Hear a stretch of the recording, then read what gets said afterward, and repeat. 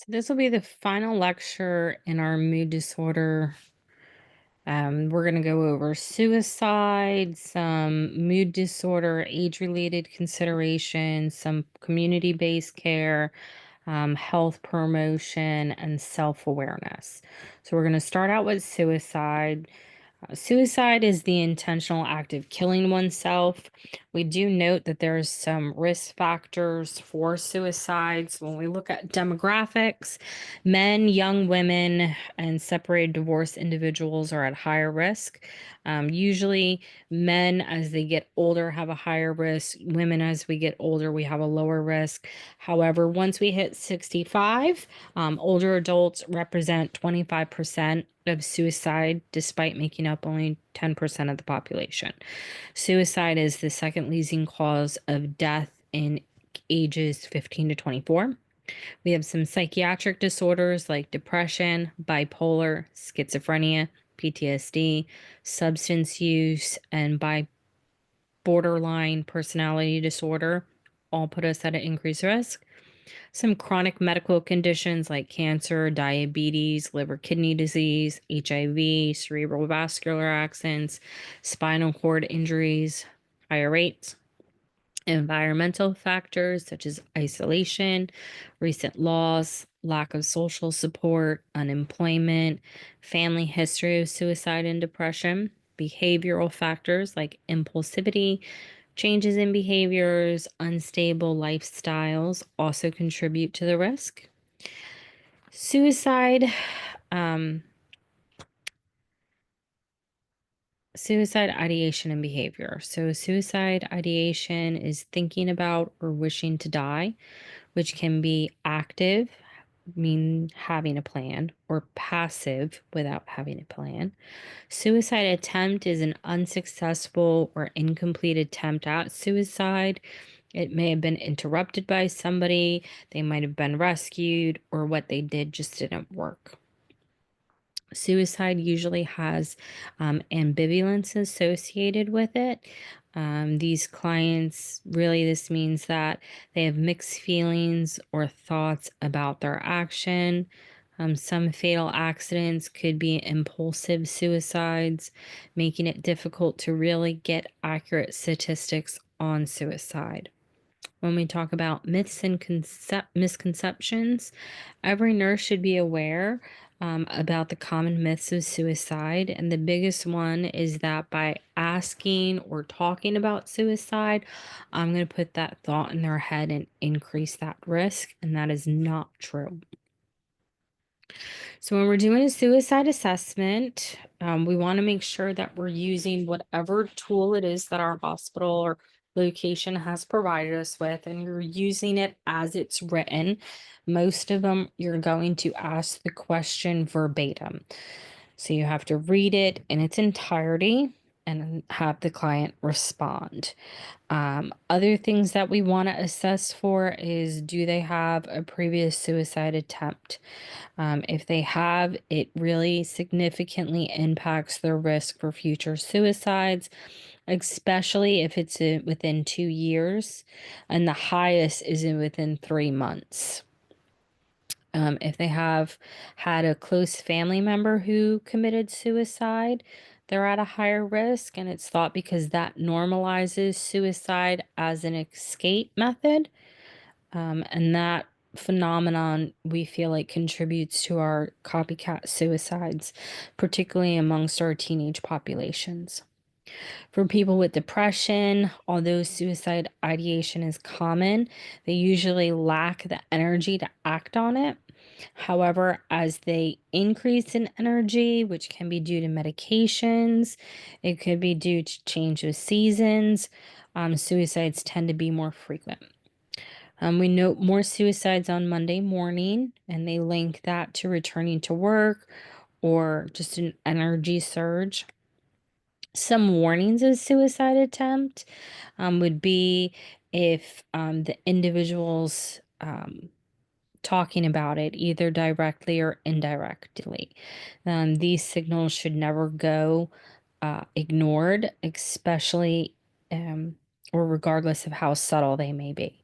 So, a direct statement could be, I keep thinking about taking my entire supply of medication to end it all. An indirect statement might be, I just can't take it anymore. Those are things that we really need to assess accurately for suicide. If the client's having risky behavior, some suicide individuals may show clear warning signs, while others may just engage in these risky behaviors. That could be just putting themselves in dangerous situations, driving really fast during bad weather, driving while intoxicated, playing Russian roulette. Another thing that's not on here, but that's usually a test question, is often when we talk about them giving away their belongings. If all of a sudden somebody's giving away their prized possessions, we get worried that they're giving them away because they're going to take their own life. And they want to make sure that this person gets what they want them to have after they're gone. So, if we have these statements, if we have these actions, then we really need to do a lethality assessment, and that's really how likely is this plan going to kill them? Things that the nurse should evaluate is whether the client has a specific plans and the means to carry out the plans. So, do you have access to your medications? Do you have access to firearms? Has the client made any preparations for death? That would be giving away the possessions. Are they writing suicide notes? Um, is there an intended time and location of suicide? And if it's going to coincide with significant dates or anniversaries. Um, and, like higher lethality would be, I tell my provider I'm going to go home and I'm going to shoot myself in the head. And they know that, I collect guns and I have guns and ammos for days, right? That's a high lethality. A lower lethality would be, I want to kill myself, but I can only kill myself if I'm on this special bridge that's a 24-hour flight away and I don't even have a car or money to get to an airport. That would be a little lower lethality. I think one of the therapists that I was talking with, she told me an example of low level lethality because she had a client who said that they were going to drive their bike into a tree with their helmet on. And she just kind of was like, okay, I don't foresee that killing you. I think that might hurt you. But dying just by, riding into something at a low flat, it was like a flat area. So it wasn't like they were going to get up tons of speed. Um, all right, so outcome. Um, and actions, right? So we just did our assessment. Now we're thinking about, like what outcomes, your overall concept diagnosis after you do your assessment is, you know, that they're suicidal, and overall our biggest outcome is we want them to be safe. And a lot of times the actions for this is we're going to create like a contract for safety. Usually when we do contracts for safety, we're going to talk about, like what their cues are when they're starting to feel this way. So I get really irritated, I get really sad, I shut down, I don't want to talk to anybody. And we kind of have them write that out so that way they're aware of it. And then we have them write out like what's our coping mechanisms. Maybe they don't know coping mechanisms, but it's things that they can do to kind of distract themselves and bring themselves enjoyment. So maybe it's journaling about what they're feeling to kind of get it out and get it on paper. Maybe it's gaming with their friends, listening to music, doing guided imagery, like something to bring their mind off of those negative thoughts. And then we want them to tell us like what's their support system. If I feel this way, these are the way I feel. If I feel this way and I do these things and it's still not helping, who can I talk to? Who's my safety support network? Friends, families, therapists, things like that. And we want to make sure that these are positive people in their life. So therapist, great idea. maybe X, not a good idea. Unless maybe they have a good relationship with their ex. But usually we need to make sure that these are realistic support network. And then we want to say like means of safety. So, are you going to get rid of your guns? Are you going to lock up your medications? Are you going to make sure that no knives are out? When we talk about kids, it's really important to get the parents involved in this safety talk. Then we want phone numbers. So we give them, suicide prevention lines, lifelines, and things like that. And then finally, go to the emergency room. So it's kind of, they have this contract written up of, if I'm feeling this way, these are the things I'm going to do, and if I get through my coping measures, my support networks, and I even talk to the lifeline, and I still am feeling this way, then I know I'm going to go to the emergency room, and I agree to do that. Next thing we're going to talk about is the family's response to suicide. So this is, again, your book talks about that suicide is viewed as the ultimate rejection of family and friends. Um, I'm kind of on the border with that, but I definitely can understand that families who experience a loss definitely could feel guilt, shame, anger, a lot of emotional unease from this happening. And we need to make sure that if we're dealing with a family, I know a lot of people in this program want to do like emergency medicine, and you might get somebody who committed suicide and they might be getting worked into the ER and they might not get pronounced until the ER doctor evaluates them. You might have to deal with the family. And you need to make sure that you're empathetic, you're using those therapeutic relationships, that you're trying to hook the family in with support services, because this is a very, very traumatic event. And we want to support the family during these. Your nurse's response. Um, Suicidal clients bring up a lot of mixed emotions for nurses, depending on where you work, depending on how your hospital handles these clients. A lot of resources might get pulled from one area to care for the suicidal client. Nurses need to make sure that they are treating them in a non judgmental way. You want to avoid blame, you want to avoid those negative stigmas, avoid making the client feel guilty, hopeless, helpless.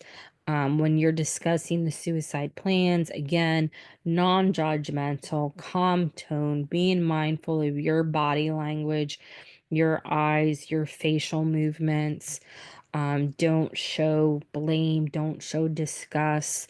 You need to maintain the belief that you yourself can make a difference.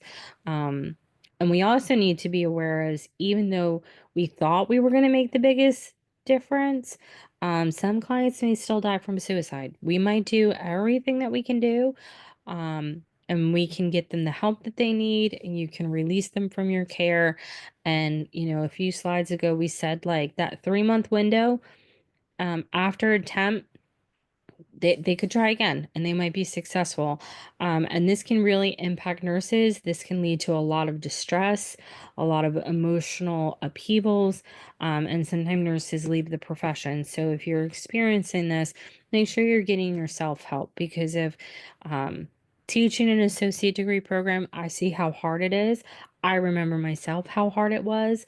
And to walk away from this career because of that, um, no, you talk to somebody, get yourself help. Legal and ethical considerations.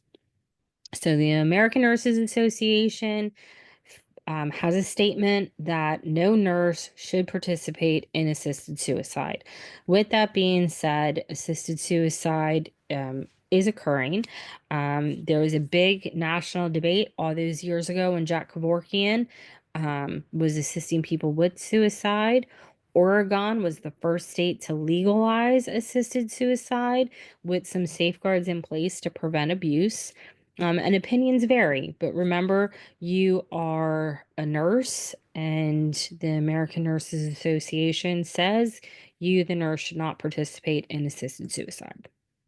States right now that permit physician assisted death is California, Colorado, Hawaii, Maine, New Jersey, New Mexico, Vermont, and Washington, D.C.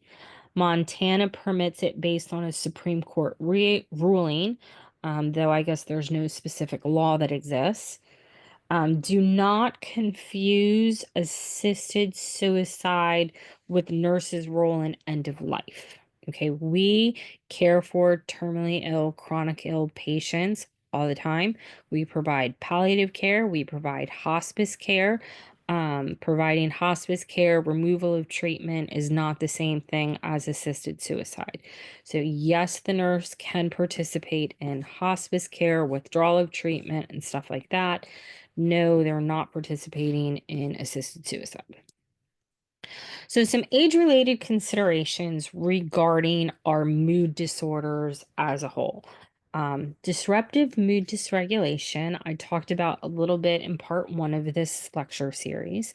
Um, it's a newer diagnosis. It really came about in 2013, and it was because you're having a lot of kids under the age of 18 being diagnosed with bipolar disorder, but then they never really ended up having a true manic event, a true hypomanic event. So they've created this disruptive mood dysregulation disorder, DMDD. It's for children. It's usually ages 6 to 18. These kids are going to have severe outbursts about 3 times a week, some mood swings. It usually needs to occur in two settings. They need to be having these outbursts at home and in school, or at home and in church, at home, two places. Symptoms need to last for at least 12 months. They usually begin before the age of 10. And we've noted that there's a low risk for them to convert to bipolar, but for kids experiencing DMDD, it's really a high risk for them to end up having major depressive disorder or anxiety disorders in adulthood. So it's really important to identify that and get them help.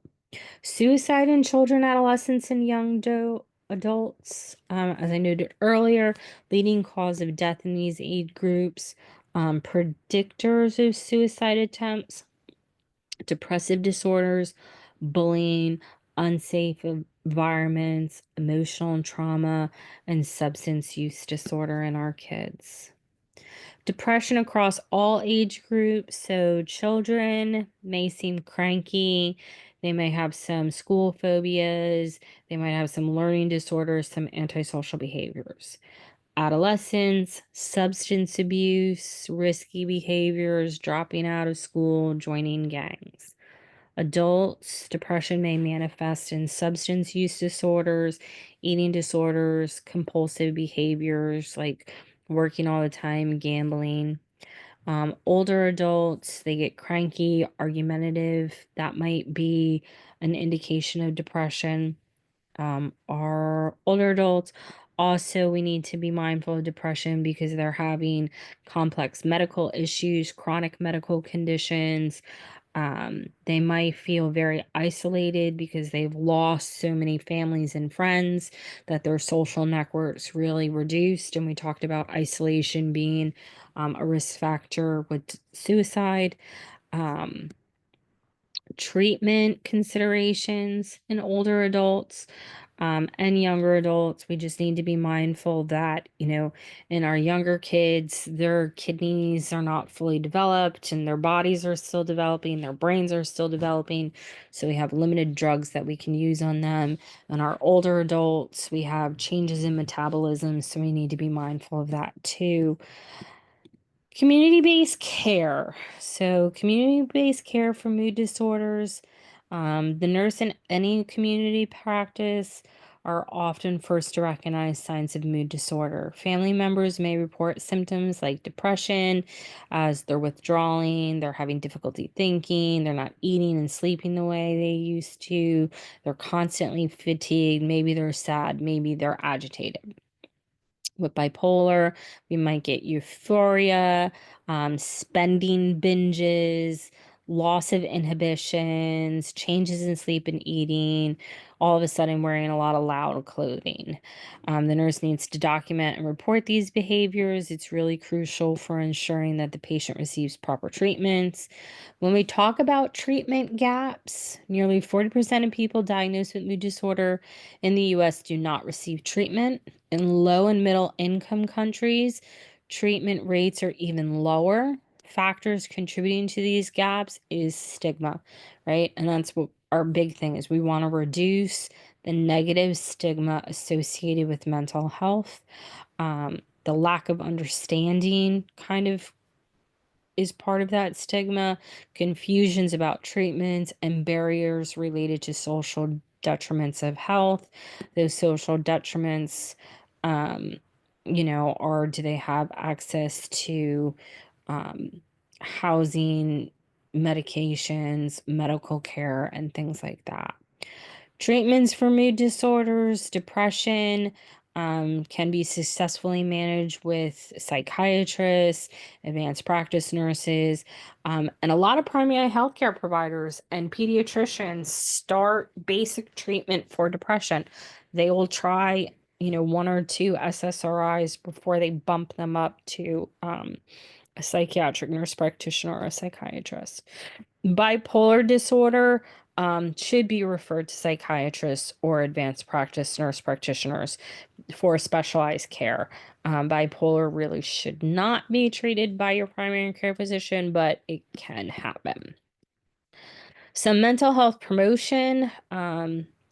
We have a lot of suicide risk predictions where we predict and we try to make changes in those various settings. We have programs for women that provide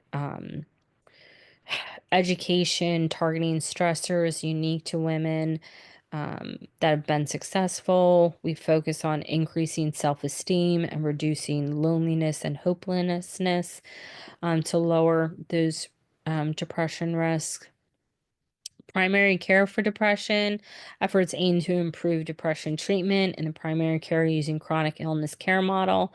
Key components include improved screening and diagnosis in the primary care setting, using evidence based treatment protocols such as starting with an SSRI, patient self management that partners them with their provider. Gives them crisis prevention plans, social support, and behavioral changes. Suicide prevention in adolescents. We know that suicide is one of the leading causes of death amongst this age class. And we've tried reducing suicide risk for them by academic achievements, family life stability, peer connections, and improving parent child relationships. Unfortunately, we still have a long way to go with that. We've done some school based programs like universal programs that give general information, as well as programs that target youth at risk. Um, Screening for early detection, identifying risks, like, if the family's going through a hard time, or if there was prenatal mental illness or alcoholism, is there fighting in the house? Is there weapons at the house?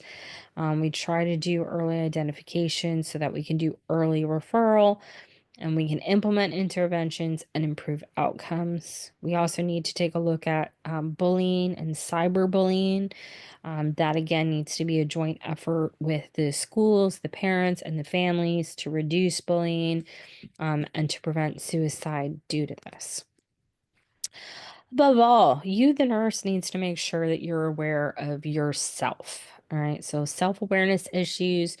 Nurses' empathy with depressed clients. Nurses may empathize with these depressed clients, and this can lead to feelings of sadness or agitation. Remember, empathy is something that we strive for, but it's also one of the leading cause of burnout. So we need to be mindful. Nurses can unconsciously avoid contact with these clients to escape those feelings. Nurses need to monitor their own actions to ensure they maintain therapeutic nurse client relationships. When we're working with our manic clients, caring for a manic client can be exhausting due to their hyperactivity. Nurses can feel frustrated with their repetitive behaviors, that they're intrusive.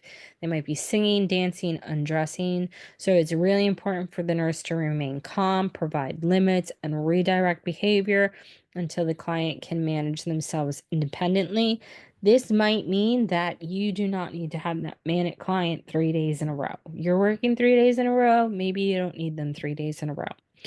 And then negative attitudes towards our suicidal clients. Some healthcare professionals may view suicide as failures, immoral, unworthy of care.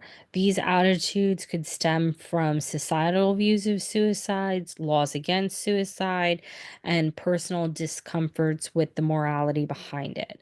Nurses must be aware of their own feelings and beliefs about suicide to avoid displaying avoidance, demeaning behavior, or superiority. Self awareness is essential for providing effective care for suicidal clients.